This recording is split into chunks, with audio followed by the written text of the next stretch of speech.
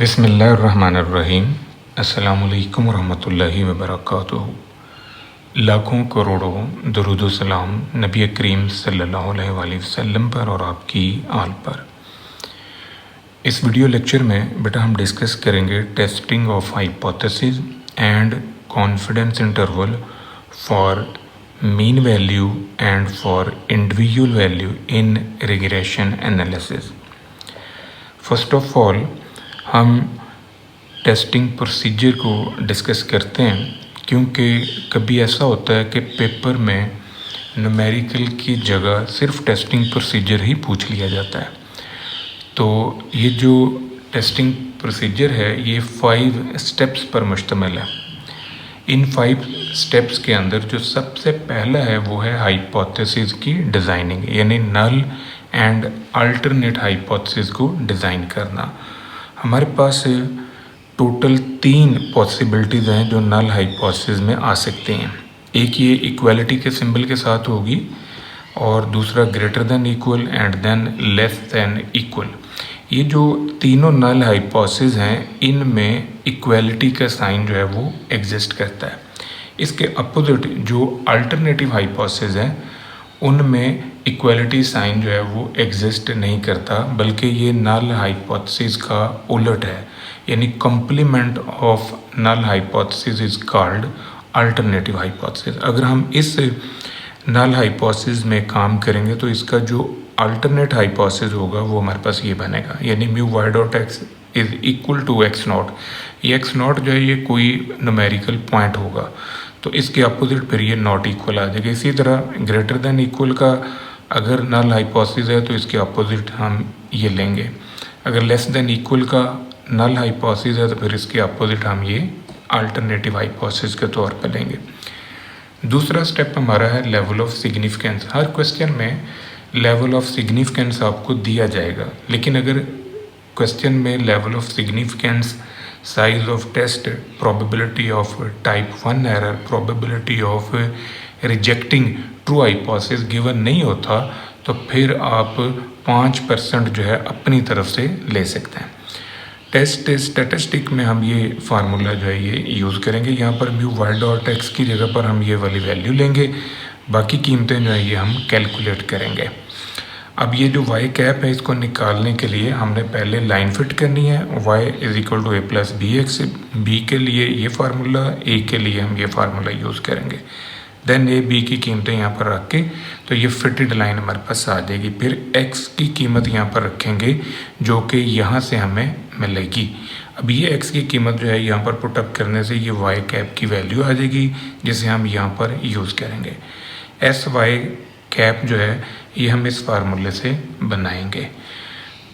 यहाँ पर आपके पास जो S square y dot x है ये वाली वैल्यू, इसको निकालने के लिए हम ये फार्मूला यूज़ करेंगे।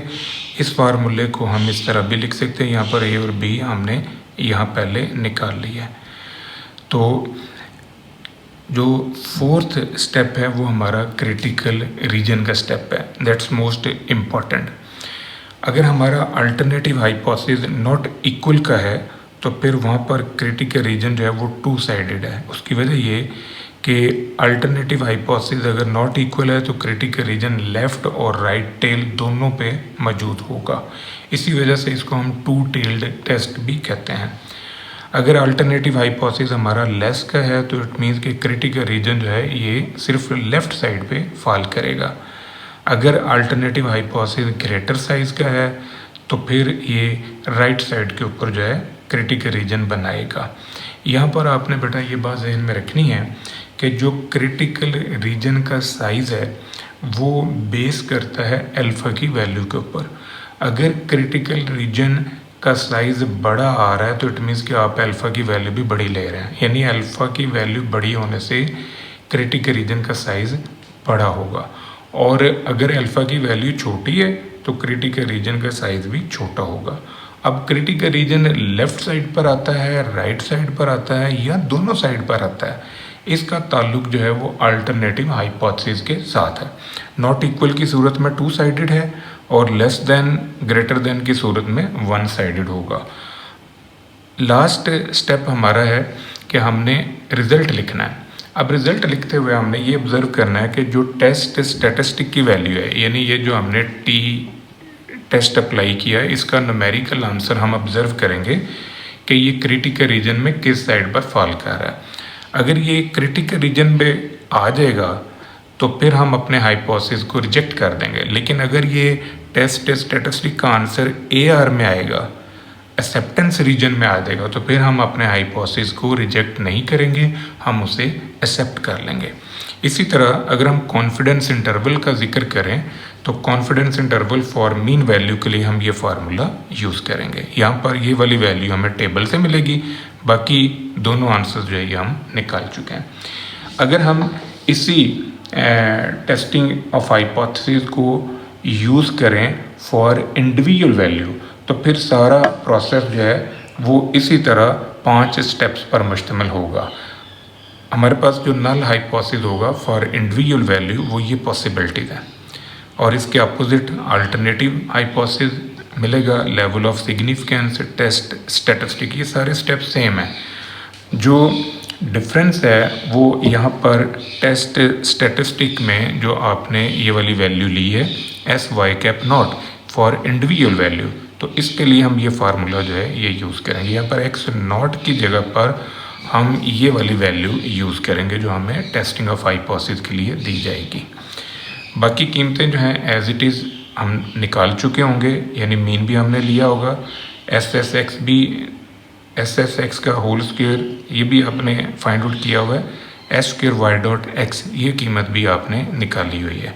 तो ये कीमतें पुटअप करने से ये वेरिएंस निकलेगा, इसका स्क्वायर रूट आप लेंगे तो ये आपके पास स्टैंडर्ड एरर जो है या स्टैंडर्ड डेविएशन जो है ये आ जाएगा।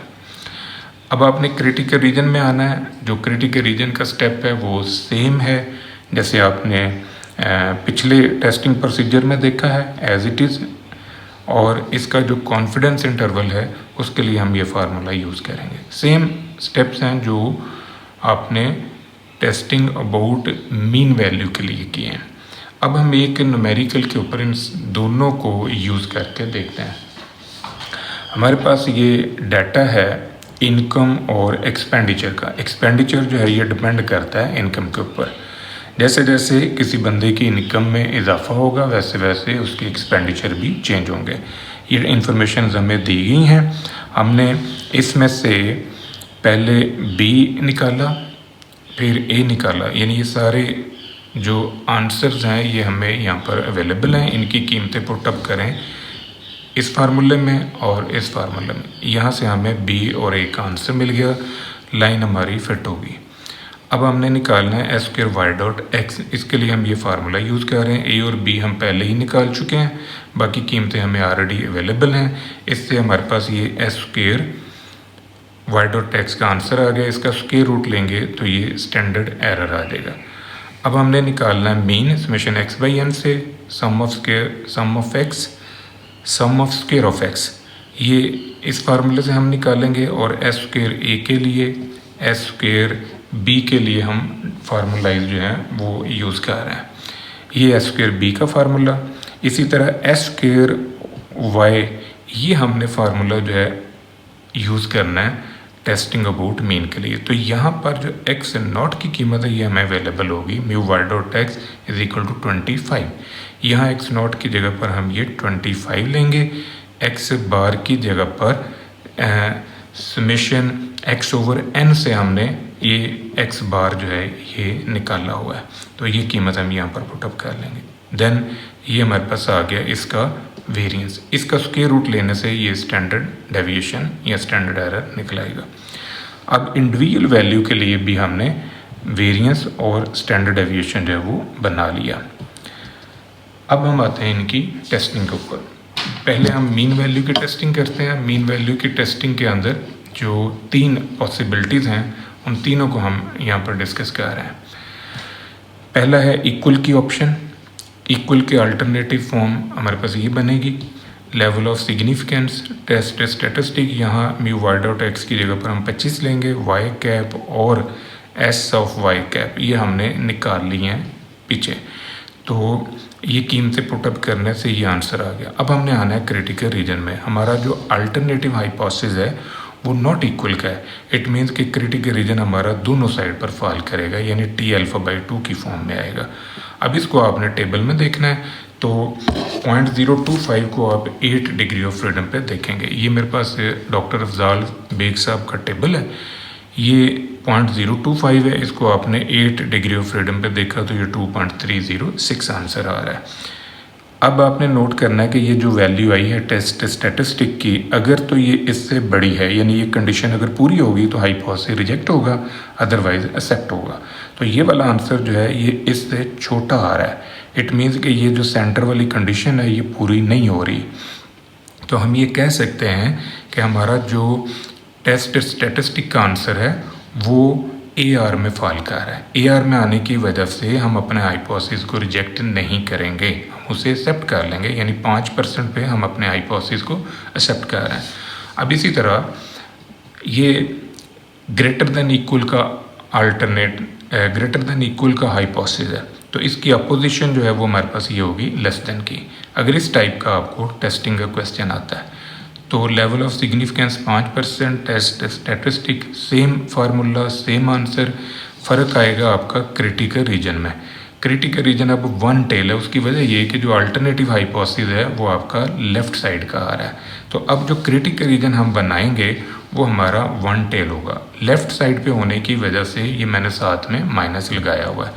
अब ये 0.05 को आपने 8 डिग्री ऑफ फ्रीडम पे देखना है, यहाँ से ये आ रहा है 0.05 और इसको आप 8 डिग्री ऑफ फ्रीडम पे देखें तो ये 1.86 है, लेफ़्ट पे होने की वजह से आपने इसके साथ माइनस लगा दी। अब आप नोट करें कि ये वाला आंसर जो है ये इससे कंपेयर करना है आपने और नोट करना है कि ये कंडीशन पूरी हुई है या नहीं पूरी हुई। तो ये वाला आंसर जो है ये फॉल कर रहा है एक्सेप्टेंस रीजन के अंदर। तो एक्सेप्टेंस रीजन में फॉल करने का मतलब कि ये आंसर जो है ये इस आंसर के कंपैरिजन के अंदर जो है वो एग्जिस्ट नहीं कर रहा। तो हम ये कह सकते हैं कि हम अपने हाइपोथेसिस को यहाँ पर एक्सेप्ट कर रहे हैं, रिजेक्ट नहीं कर रहे, क्योंकि जो आपका टेस्ट स्टैटिस्टिक का आंसर है वो AR में फॉल कर रहा है। AR में फॉल करने का मतलब कि ये वाली वैल्यू इससे बड़ी है। नेक्स्ट है, अगर हमारे पास हाइपोथेसिस जो है वो लेस देन इक्वल की फॉर्म का आ गया तो इसके अपोजिट अल्टरनेटिव हाइपोथेसिस बनेगा ग्रेटर देन का। Level of significance test statistic ये आंसर आ गया। अब फिर क्रिटिकल रीजन आपका वन साइडेड है और राइट टेल है। तो राइट टेल होने की वजह से आपने इसके साथ प्लस लगाया। नोट करें यहाँ पर माइनस का सिंबल है, यहाँ पर प्लस का। ये माइनस इस वजह से कि ये लेफ्ट साइड पे आ रहा है, ये प्लस इस वजह से कि ये राइट टेल है, राइट साइड पे आ रहा है। अब इसको आपने इससे कंपेयर करना है। तो आप नोट करें कि ये वाली वैल्यू इससे बड़ी नहीं है।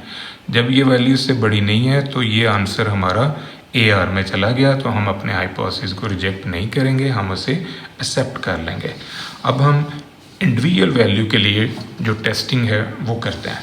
अब इंडिविजुअल वैल्यू के लिए जो हम टेस्टिंग करने जा रहे हैं तो यहाँ पर जो पॉसिबिलिटीज़ हैं, पहले इक्वलिटी की हम यूज़ करते हैं, यानी हम टेस्ट करते हैं कि mu is equal to y cap not है और ये y cap not for x is equal to 25 के लिए, यानी यहाँ पर हमने 25 जो है वो यूज़ करना है। अब ये जो म्यू है इसकी जगह पर आप वाई कैप नॉट भी लिख सकते हैं, यानी ये मैंने म्यू लिखा हुआ है, आप इसकी जगह पर वाई कैप नॉट भी लिख सकते हैं, यानी y cap not is equal to 25। तो इसके अल्टरनेटिव में यहाँ पर हमारे पास आ जाएगा नॉट इक्वल, यानी इसकी अपोजिशन जो है ये आ जाएगी। Level of significance 5%, test statistic का ये फार्मूला। अभी यहाँ पर ये वाई कैप और एस वाई कैप की कीमतें जो है ये आप पहले निकाल चुके हैं। तो ये आंसर हमारे पास आ गए। क्रिटिकल रीजन में आ जाएं। क्रिटिकल रीजन जो है ये टू साइडेड होगा क्योंकि अल्टरनेटिव जो है हाइपोथेसिस हमारा वो नॉट इक्वल का है। तो इसको आपने टेबल में देखा, ये 2.306 है। इस आंसर को इससे कंपेयर करें तो आप नोट करें कि ये वाला आंसर इससे छोटा है। इससे छोटा होने की वजह से ये आंसर जो है ये CR में नहीं गया बल्कि ये AR में चला गया। AR में जाने से हम अपने हाइपोथेसिस को रिजेक्ट नहीं करेंगे, उसे एक्सेप्ट कर लेंगे। इसी तरह अगर हमारे पास हाइपोथेसिस जो है वो ग्रेटर देन इक्वल का आ रहा है तो इसकी अपोजिशन है not equal. Level of significance test statistic, यहाँ म्यू की जगह पर हम ये 25 लेंगे। ये दोनों कीमतें हमने स्टार्ट में निकाल ली हैं। अब इसको सॉल्व करें तो ये आंसर आया। क्रिटिकल रीजन हमारा आ रहा है वन साइडेड है और ये लेफ़्ट टेल है, लेफ़्ट साइड पर इसका क्रिटिकल रीजन आने की वजह से ये टेबल की वैल्यू के साथ मैंने माइनस लिखा है। अब इस आंसर को आपने इससे कंपेयर करना है, तो ये वाला आंसर जो है जब हम इससे कंपेयर करते हैं तो ये आंसर इससे बड़ा है। बड़ा होने की वजह से ये AR में चला गया, तो हम अपने हाइपोथेसिस को रिजेक्ट नहीं करेंगे, एक्सेप्ट कर लेंगे। तीसरी पॉसिबिलिटी जो है, अगर ये null hypothesis less than equal का है तो इसके अपोजिट ग्रेटर देन का अल्टरनेटिव आ गया। Level of significance test statistic, यहाँ म्यू की जगह पर हमने ये 25 लेना है। ये दोनों कीमतें हम पहले निकाल चुके हैं। अब ये जो आंसर आया है इसको हम कंपेयर करेंगे। यहाँ पर हमारा क्रिटिकल रीजन जो है वो वन साइडेड है और वो राइट साइडेड है, यानी राइट टेल है। इस वजह से यहाँ पर वैल्यू प्लस की है। सेम यहाँ पर वैल्यू माइनस है, बट यहाँ पर वैल्यू प्लस है। ये माइनस लेफ्ट टेल की वजह से, ये राइट टेल की वजह से प्लस है। इसको इससे कंपेयर करें तो ये वाला जो आंसर है ये इससे बड़ा नहीं है, इससे छोटा है। इसका मतलब कि ये वाली वैल्यू जो है ये आपकी फॉल कर रही है AR के अंदर। AR में आने की वजह से हम अपने हाइपोथेसिस को रिजेक्ट नहीं करेंगे, हम उसे एक्सेप्ट कर लेंगे। अब हम बात करते हैं कॉन्फिडेंस इंटरवल पे। तो एक क्वेश्चन के ऊपर हम इनका कॉन्फिडेंस इंटरवल भी निकालते हैं। यहाँ पर हमारे पास डाटा है एज का और ब्लड प्रेशर का। तो इससे पहले आपने A और B की कीमतें निकालनी। ये A और B के फार्मूला को यूज़ किया, तो इससे हमने ये B और A की वैल्यूज़ निकाल के लाइन फिट कर ली। यहाँ पर हमने जब मीन वैल्यू के लिए कॉन्फिडेंस इंटरवल निकालना है तो x की जगह पर लेंगे 40, और जब हम इंडिविजुअल वैल्यू का जिक्र करेंगे तो फिर x की जगह पर लेंगे 50। ये ज़हन में आपने रखना है। अब ये जो s²y.x है, इसके लिए हम ये फार्मूला यूज़ कर रहे हैं। B और A की कीमत हम पहले ही निकाल चुके हैं। ये आंसर आ गया, इसका स्क्वायर रूट ले लें तो ये हमारे पास स्टैंडर्ड एरर आ जाएगा। मीन निकला है, SSX की वैल्यू आ गई। 1 माइनस अल्फ़ा हमने निकाला, ये 95% कॉन्फिडेंस इंटरवल हम निकाल रहे हैं, तो अल्फ़ा की वैल्यू आ गई 5%। T∝/2 n-2 degree of freedom, इसको आपने टेबल में देखा तो ये 1.99 आंसर जो है ये हमारे पास आ रहा है। अब 1.99 आंसर जो है ये टेबल की वैल्यू के तौर पे हमने यूज़ किया। तो A की कीमत भी हमारे पास है और ये S/y.x, ये जो A है ये आपने वैल्यू यूज़ की हुई है ये वाली, क्योंकि पहले हम कॉन्फिडेंस इंटरवल निकाल रहे हैं फॉर अल्फ़ा के लिए। तो यहाँ पर कीमतें पुटअप करने से एक दफ़ा माइनस किया, एक दफ़ा आपने प्लस कर लिया, तो ये पॉसिबल आंसर हमारे पास आ गया। अब हमने कॉन्फिडेंस इंटरवल निकालना है फॉर बीटा, तो 95% कॉन्फिडेंस इंटरवल फॉर बीटा के लिए हम ये फार्मूला यूज़ कर रहे हैं। बी की कीमत भी अवेलेबल है, ये वाली कीमतें भी हमने निकाली हुई हैं। ये कीमतें पुटअप करके माइनस प्लस कर लें। Then 95% confidence interval for individual age, यानी सिंगल बंदे की एज। तो अब यहाँ x की जगह पर आपने 50 लिया, तो ये y∗0 की वैल्यू आ गई। अब यहाँ पर जो फार्मूला हम यूज़ करेंगे कॉन्फिडेंस इंटरवल के लिए वही है। तो यहाँ पर कीमतें पुटअप करने से x0 की जगह पर 50, ये मीन भी आपने निकाला, SSX भी निकाला हुआ, ये वाली कीमत भी निकाली हुई। ये सारी कीमतें पुटअप करें, ये वाली वैल्यू आपको टेबल में से मिलेगी जो कि हम निकाल चुके हैं 1.99। एक दफ़ा माइनस, एक दफ़ा प्लस। इसी तरह confidence interval for mean value. अब मीन वैल्यू के लिए यहाँ x की जगह पर आपने ये 45 रखना है, तो इससे y∗ आ गया। अब y∗ की जगह पर ये आंसर और टेबल की वैल्यू आप निकाल चुके हैं। इस फार्मूले के अंदर अब आपने कीमतें रखनी है। x0 की जगह 45, x बार SSX ये आपने पहले ही निकाला हुआ है। ये कीमतें रखें, एक दफ़ा माइनस करें, एक दफ़ा आप प्लस कर लें, तो इससे लोअर और upper confidence interval for mean value जो है ये हमें मिल जाएगा। अब ये इस एक लेक्चर के अंदर हमने टेस्टिंग और confidence interval for individual value and for mean value को स्टडी किया। ये मैंने एक क्वेश्चन आपको बेटा प्रैक्टिस के लिए दिया है। इस एक क्वेश्चन में आपने कॉन्फिडेंस इंटरवल और टेस्टिंग ऑफ हाइपोथेसिस का सेम लेक्चर जो है वो रिपीट करना है जो मैंने इस टॉपिक में डिस्कस किया है। ये था बेटा आज का हमारा लेक्चर, दुआ में याद रखिएगा। इंशाल्लाह अगली वीडियो के साथ फिर हाजिर होंगे। फ़ी अमान अल्लाह।